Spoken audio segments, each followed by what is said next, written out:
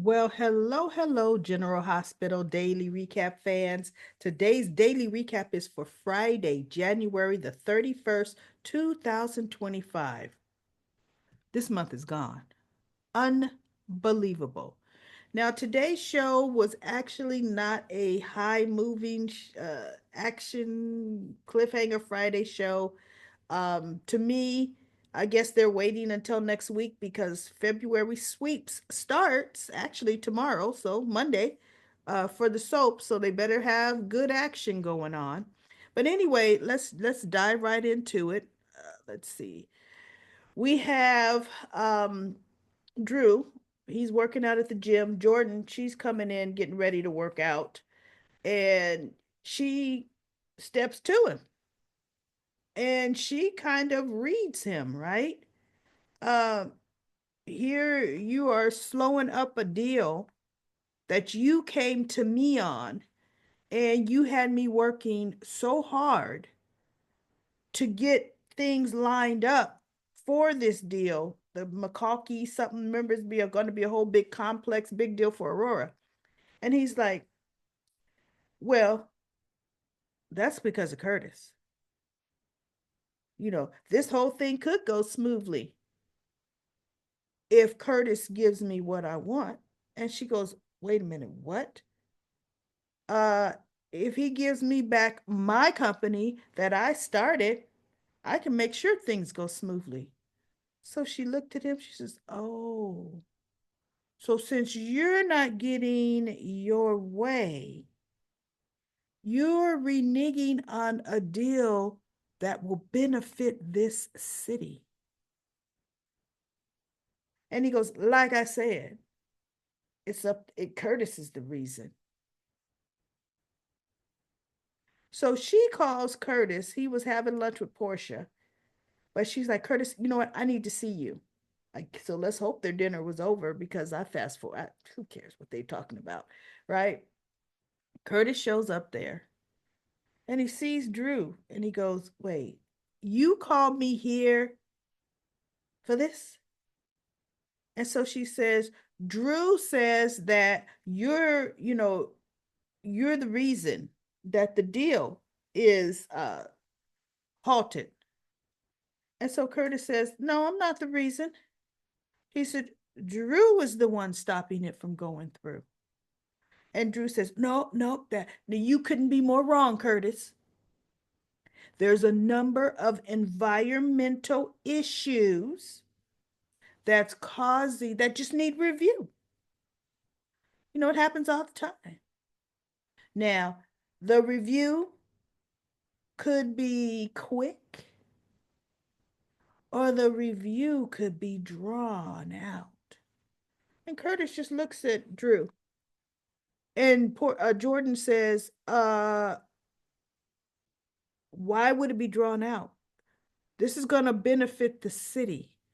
And so Curtis says, that's because Drew cares nothing about the city.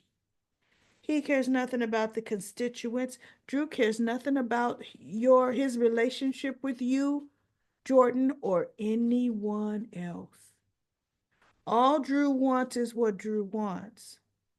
And what Drew wants is Aurora back right now. When in actuality, everybody, now that he's sworn in, he can't have anything active for this very reason. You see how he said, I could slow it up, I could speed it up? He could be grease lining his own companies, which is what he's trying to do if he had it, right? So Drew says, that's on you, Curtis. And Curtis says, you know what, Drew? No, Drew says, you seem a little frustrated, Curtis. Why don't we go settle it in the ring like men? And Curtis looks at him. And Jordan comes up and says, whoa, whoa, hey, wait a minute. I did not bring you two together for some kind of immature, she said childish or something, you know, tussle in a ring. And Curtis is just looking at him like, I ain't got no intentions on getting in the ring with Drew. See, that's what Drew would think. And then he goes, what do you say, Curtis? What's the common denominator between you and everyone who lies to you or deceives you? That common denominator is you. And Jordan looks at Drew, and Curtis looks at Drew. He says, "See, Drew, that's your problem. That's your problem. But I need you to understand something. You are the new kid on the congressman block. You are unproven. You have no track record." He says, "You're trying to take a company. You slept with your nephew's wife." Drew hit him back where it hurt, right? He said, "So, Drew, you're the one that's under scrutiny." And Curtis coolly had his hands in his pine, turned and walked out the door. And Drew was just looking at him. And Jordan grabs her jacket and her gym bag from off the mat, right? The boxing ring floor. She just looks at Drew and she walks out. And I thought, now that's how you should have handled it, Curtis. Good for you. Except he kind of tipped his hand and he should have kept his mouth shut about you, the new kid on the block. You under scrutiny, right? Or you better be careful or you'll be under scrutiny. Because after Curtis walked out, Drew was like, could that mean? What could he be up to? Right? And I thought, dude, Curtis, you shouldn't have said nothing. Nothing. You and Nina should have did your thing undercover, but see, Drew pushed his buttons and pissed him off. And it was all Curtis could do, but not get in the ring with him, was he came back with that. But see, in reality, let's remember, Curtis has only been walking again for what, a year and a half now. There was no way he would should even be sparring in no ring with nobody. And see, Drew, this would not be for no fun. This would not be for just sports. No, Drew would be trying to beat Curtis's behind. That's what Drew would try to do, right? So no, Curtis, good. I'm glad you walked on out of there with your head held. And then Drew said that he's all high and mighty. He said you walk around with your high and mighty self. I mean, that's what yeah, Drew said to Curtis, and Curtis looked at him. He goes, "Man, you're the one." He goes, "I don't know how you could pretend to be so above everybody when you just low as they come." I mean, it was those little back and forth words. But anyway, Drew, for one, I guess he taped the game show that he hosts, Cameron Matheson, because he was shaved. You could tell he was clean shaven the night before. See, that's we got a little bit of five o'clock shadow coming in. Looked much better. Looked that was my little 16-year-old, 16 and a half year old dog now. He falls all the time, y'all. Just falls all the time. Anyway, thank goodness he's a little Yorkie, so he don't have ways to go at all when he falls. But anyway, yeah, he's clean shaven today. And I'm like, okay, not clean, but cleaner, cleanish, right? Looks presentable today. So anyway, that was them. And then we had Lulu talking to Laura. I fast forwarded the whole thing because now Lulu's pretty much gonna tell anybody that know her that yes, she's still in love with Dante. But Dante's mourning Sam, so now's not the time. Okay, then chick, then leave it alone. Now's not the time. Now here's another twist they put in the story plot. The twist is Brooklyn comes into the tack house or stables, and she's talking to Cody. She goes, "Is Dante here?" And he goes, "No." And so she goes, okay, I need to know. Did you tell Dante about what happened that summer? And he looked at her. He goes, you mean the summer you got pregnant? And I thought, oh, story twist, change. Because we all know Cody can't keep his mouth shut. He can't keep a secret if his mouth was stitched closed. Okay? He had no alliances towards Brooklyn. He definitely would have told his boy Dante. Even though they did grow apart, but they didn't grow apart after that summer, right? I don't get it. They did meet in summer at summer camps, a couple summer. I don't know. I don't I guess Cody didn't grow up in the neighborhood because the Falconeries and the Cirillos were all in the same neighborhood. See, Brooklyn and Dante grew up in the same neighborhood. Lois and Olivia were best friends, okay? Which is why it's so interesting to me that at summer camp, Brooklyn was a counselor at the girls' camp. Dante's at, him and Cody at the boys' camp. And Dante was so just enamored by her. She was a girl from your hood. You would have seen her around the way all the time. See, it just does not click and it doesn't make sense as to how close the families were supposed to be, right? For Brooklyn and Dante to just meet at summer camp and they grew up in the same neighborhood. So anyway, Cody said, "No, I didn't tell him you were pregnant, that you got pregnant." And she goes, "Okay." He goes, "And that was decades ago, ancient times. Why are you bringing it up now? I mean, I hardly even remember it." And so she was saying, Chase and I were trying to have a baby, and it's brought up all kind of emotions in me. And I've been thinking a lot about it. She says, and now living in the same house with Dante, you know, I kind of think about it, more. And she goes, and I just wanted to make sure, had you or did you ever tell him? He goes, no.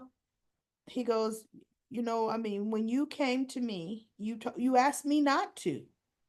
Did you ask me not to tell anybody?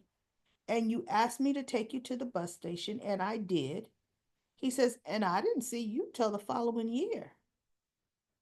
They're making it like Cody and Brooklyn were in the same neighborhood. That makes, I don't know, they're mixing the story up. They really truly are. So she goes, oh, okay. And I thought, and what they also did, everybody, was now give us a little backstory. Brooklyn went away somewhere for a year. Why would Brooklyn ask Cody? They're all the same age. Cody would have to, she's 15 pregnant. He has to be 15, 16. How he have a car to take her somewhere as broke as he is? What? That makes no sense. The whole, and I took you to the bus station and didn't see you anymore. You weren't no grown man with a car. That timeline don't fit. They need to quit when they're ahead with stuff like that because you can't go back and tidy a whole bunch of stuff up that just does not add up. It doesn't add up. And when I heard that, I said, well, that's horrible writing. That's doggone horrible. And it really was.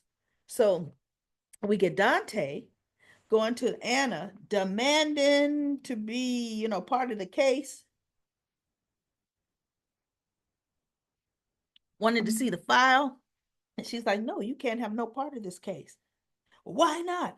I'm the best detective you have it. He goes, and you're right, Dante. And if this case would involve any other victim, you'd be my lead man on it, but you're too personally involved. You being on this case would jeopardize a conviction. I don't care how good. He says, no matter, he goes, I could be objective. She goes, by the way you coming into this office right now, you can't be objective. And rightfully so, you can't be objective. And even if you could be objective, that would be the defense attorney's in, is you did do something wrong. You crossed the line. You bent the rules, you broke the rules, and you could cost us that conviction. So, no. Here's what you're going to do, you're going to go home now. She's like, you ain't working no more now, and you need to take some time off. Oh, he's pissed. He slams the door going out of there, yada, yada, yada. So he comes into the tack house slash stables looking for Cody. Cody's gone. Brooklyn is still there. And I'm like, why the heck is she still there? Cody was already in Anna's office acting a fool, right? And I'm going to switch to Cody. The fool he's acting is, do you know where Mac is? And she goes, no, Mac is, he's out. Is what's going on? No, I just need to see Mac. I mean, do you know how long he's going to be out? I need to talk to him. She goes, well, look, is it something I can help you with? Is it important? And he goes, I need to get a message to his brother. And Anna goes, to Robert? You need to get a message to Robert? What for? And he goes, because Sasha's in trouble. Sasha's pregnant. Sasha's not in trouble. See, they're making Cody turn into just a mindless idiot. You overheard a conversation. Well, not overheard a conversation. Gio heard it from Gio's stupid mouth that Sasha was pregnant. Sasha lives on the same property he does. Do you think he went to go talk to Sasha? Even after he saw the exchange with Jason. But no, he's taking it upon himself to run it all over town. Just telling it and saying, and so I feel he needs to know, because Jason and what did he say? And it's all Jason Morgan's fault. He's the father of her baby. And Anna looks like, wait, what? Right? So they left that conversation there. And I thought, Anna ain't about, why would you call? That's not even a phone call you would make to Robert. Your 30, mid 30 something daughter that you just found out about 4 months ago is pregnant, and she hasn't told you yet because she'll tell you when she want to tell you. It's nobody else's place to call Robert to tell him. That was ridiculous, Cody. And he ain't stepping up. How could you tell Jason wasn't stepping up? Because, see, from the scene you saw, Cody, Jason was feeling his baby move in his baby mama belly. So, what makes you think he's not stepping up? That's what you want to think. Now, here's what I want Cody to do. You know how Cody went and told Drew off and got that lucky punch in on Drew, right? Try that with Jason. That's what I want you to do, Cody. Try that with Jason. Because if it happens to land, because see, Jason ain't Drew. I'd be shocked if they make that punch land on Jason. But if they do, Jason's going to be, what? And lay him out. Lay Cody out. Period. And Jason would just simply say, Stay out my business. He's not going to confirm or deny. It'll just be stay out my business. And all Cody would be doing is on the ground looking up, right? Yeah, Cody. I just shook my head when I saw that. But anyway, Dante, Brooklyn says, what's the matter, Dante? I could tell you're clearly upset. He said, Anna, this, he told her about Sam being murdered. And Anna, but Chase had already told her. She goes, you don't look surprised. He says, I guess Chase told you. She said, yeah, he did. And I'm sorry. Right. And he said, and Anna sent me home and has put me on leave. She's saying that I could jeopardize the case. And she goes, and she's right, Dante. And he goes, whose side are you on, Brooklyn? And he just blah, blah, blah. So she just calming, she's talking him down, right? She's cool, calm, and collective. She talks him off the ledge. And he said, and at the end of their conversation, he goes, you could be something almost on the lines of a good friend, a level-headed friend, or he goes, you can give some good advice from time to time, right? He's still, and so she goes, yeah, I can, right? And so they hug each other. And just as they're hugging each other, guess who's walking in the stable door? I'm thinking, I guess the stable is the meetup place today. Lulu coming, probably looking for Dante. Why would you look for Dante there unless somebody at the main house says he went to look? I don't know. But Lulu walk in just as they're hugging. And the look on her face, because you know how she feel about Brooklyn. So now watch, Lulu's gonna start trying to stake her claim, even though her long conversation with her mother says no, it's time to wait. Let Dante heal. Let him go through the grieving process before you spring on him. I still love you, right? But watch with this whole Brooklyn thing, and now she's Brooklyn's assistant. See, that's why there's a million things wrong with that. A million things. And now let's see. Trina goes to visit Kai, and Trina does all the wrong things, and in my opinion, 100% the wrong things. And she's assuming their friendship is more than what it is. That's really what she's doing. Anybody that knows someone that has lived, breathed from the time they were a kid, a certain sport, and now they can't play that sport, and they're in the hospital. You do not come to the hospital room saying, I've got college catalogs. You could figure out a different major. You could look at some, line up some classes. What are you interested in? And I was like, oh no, she's not.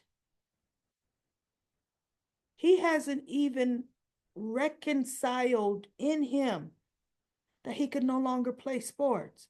And you gonna come talking about evaluate your new life pattern, Trina?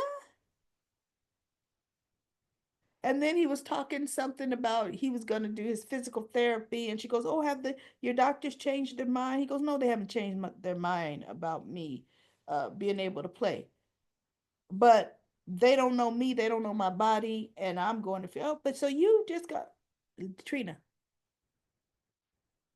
leave him alone.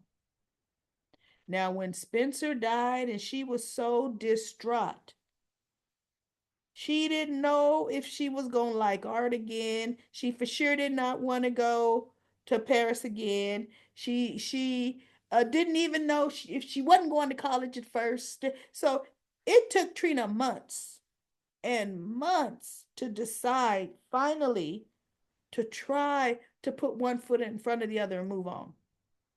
But she wants this young man still in the hospital to chart a new path.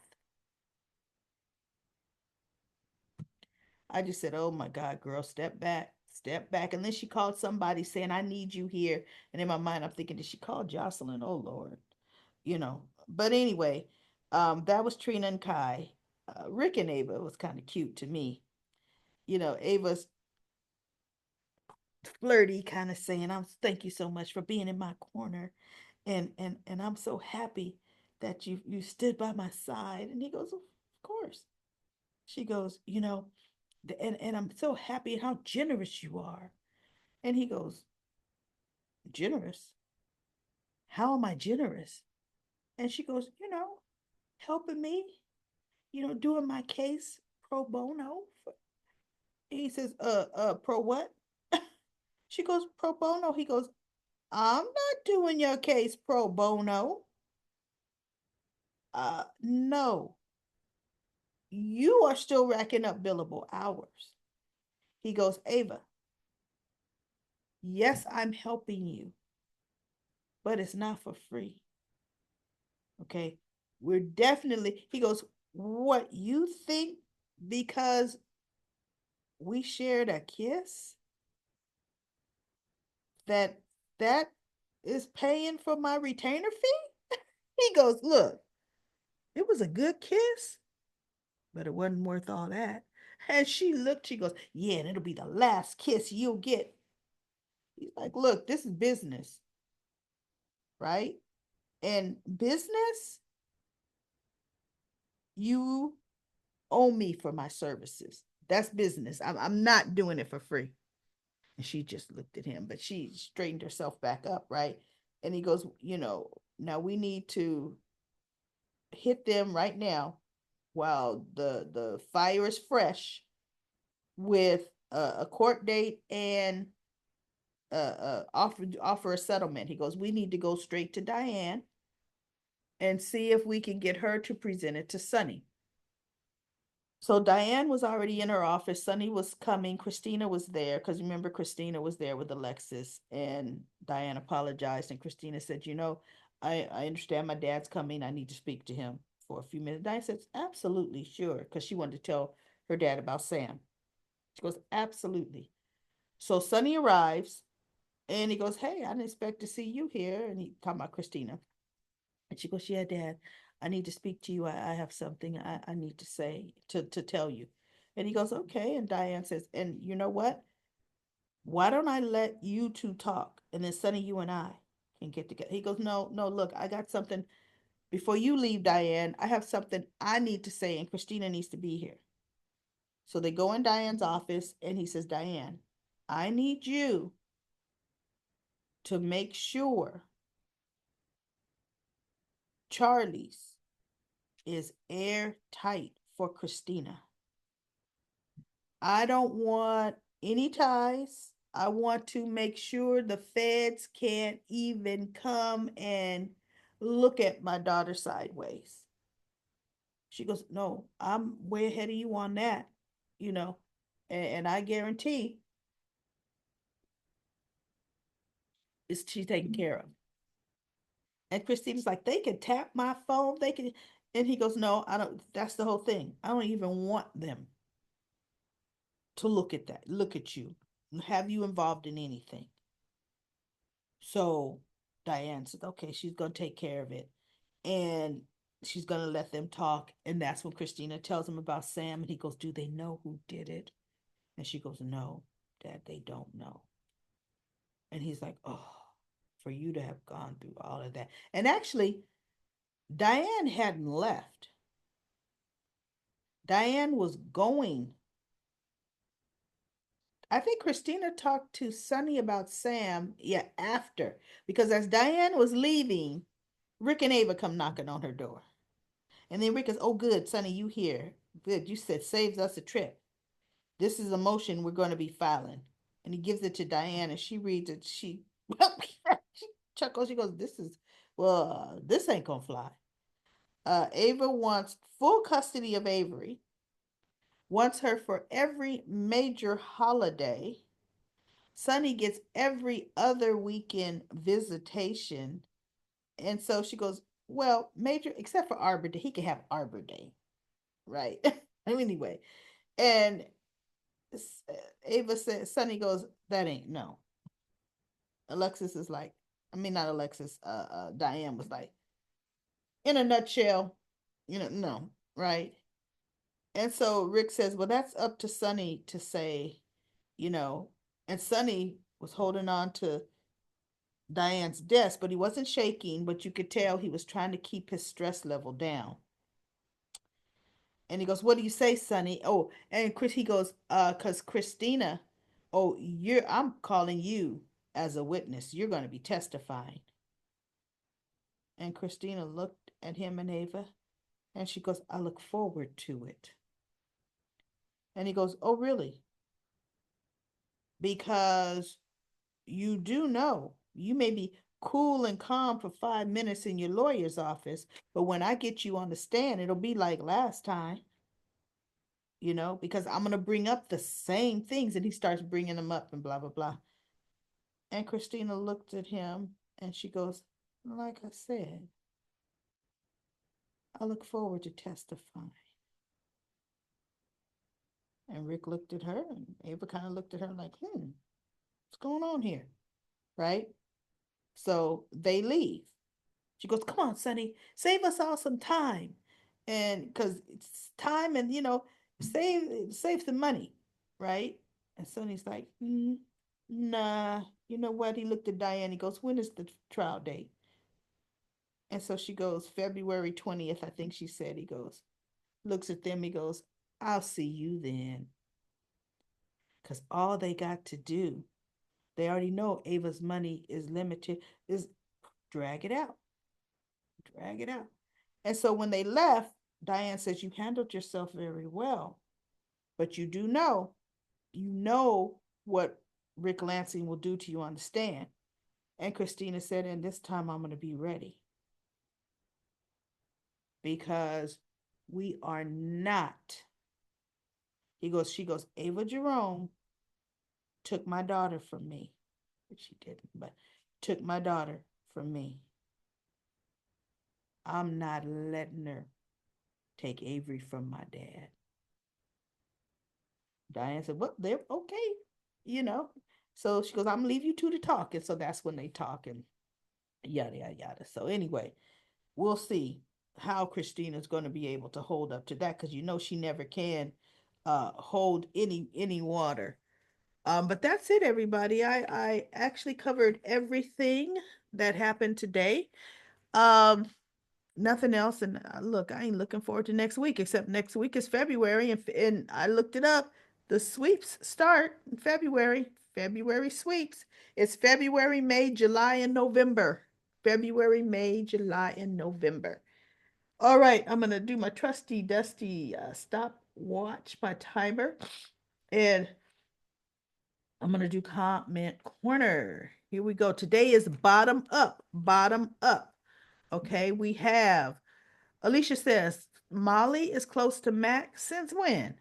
Claire says, right? When was Molly and Mac ever close? They didn't have scenes or they don't have scenes together. I guess maybe we are to assume the writers are making a way for Cody and Molly to pair up. She will end up pregnant by Cody. Cody needs a win in his life. He feels as though things are always going wrong for him. He truly needs a love interest in his life. Yeah, and I guess it's gonna be Molly, right? We can only tell that by now. Remember I said if somebody meets twice in 1 week, they're getting ready to try to pair them up, and that's the way they do it in soaps. Okay, so now let's go. Somehow my comments script. Alicia says Molly and Christina have never been this kind of conflict. Uh, Let me see. So contrived, I hate it. And then Melody says, I like they're getting the Davis girls more on the same page again. Yeah. Yeah. Hmm. Then Melody says, I love Cody's face when Maxie said she knew Sasha was pregnant. And Ayanda says to Melody, I am I'm loving truth teller Maxie. Oh, okay. Her character has matured so much and owns her past mistakes, even acknowledging how she messed with Lucky. Yep. She's not throwing shade on the people in Port Charles. As Luke would say, better still wear sunscreen. Maxie is bringing the heat. I'm liking Maxie's character. You're right, 100%. Me too. Alicia says Sonny has a guard on Joss. Um, when the Heather and the Hook was terrorizing GH, I'm guessing no long. Oh, that was a long time ago that he stopped having a guard on Jocelyn. 100%. Yeah. Look, Sonny don't even have a guard on himself half the time. What's up with that? And that's the truth. Come on now. And then Melody says, Molly was closer to Scorpio because of their work relationship, but not Mac. That is true. I've been watching GH from Chicago since 1968. All right. All right. Exactly. So yeah, that whole, she's doing Mac a favor. Yeah, right. And then we have Melody says, good point about Joss being naive about being a spy. She might come up missing. I can't believe no one has gone to Spinelli for this.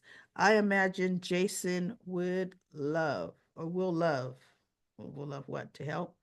Lucy says Jack Brennan has a WSB surveillance video showing Cyrus Renault stabbing Dex Heller. It's about time Jack tells about it. I know, huh? And then Ayandra says to Lucy, I agree. When Carly finds out he hid the truth from Josh, she'll be done with him. And then Melody says, I hope it doesn't break up Carly and Jack. And then Lucy says to Ayandra, I don't get why Jack's keeping its WSB surveillance to himself unless his assistant Colette has a secret agenda. I don't know why Jack didn't share that either. Lucy said to Ayandra, Jack and his WSB assistant, Colette, cannot be trusted. She was the sniper that tried to kill Valentine. Yeah, but Jack didn't order her to do that. And Ayandra says Colette told Jack he cannot use the WSB footage to get involved with local police issues. She did say that, but you know what? When has that ever stopped him? Let's be real. That's why he left breadcrumbs for PI patient advocate Felicia to follow. Well, really, he left those breadcrumbs for Jocelyn, who wrong person, right? And then Lucy said to Ayandra, Colette lies. I also believe Brennan knows more about Cyrus Renault. Oh, he probably looked up a whole lot on him after he saw what Cyrus did, right? And then we have Melody says Sasha has taken responsibility for her lies and drug habit past. Since she lost Liam and her husband, Sasha has been pretty straight up. And DB says she has. The woman's been through so much. People happy she is pregnant and by a married man. So much people. Yeah, I mean, I want Sasha to have a win. I really do. I sincerely. And then Dacia says, I hope Alexis doesn't and go blaming Jason for Sam's death because Jason went to Africa with Anna to look for Lucky Spencer.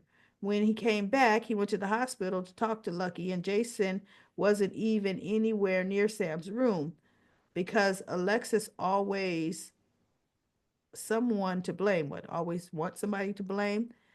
Because Sam was with Dante. I'm hoping she finds out it was Cyrus. She's not gonna blame Jason because she couldn't. She can't. DB says, well, she was sitting right there and Cyrus tiptoed past her.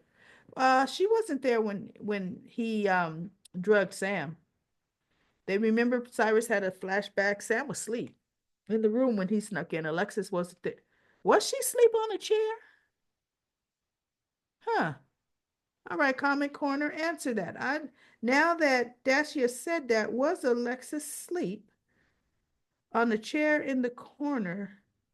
I don't know. Maybe I don't know. Goodness, I don't think so.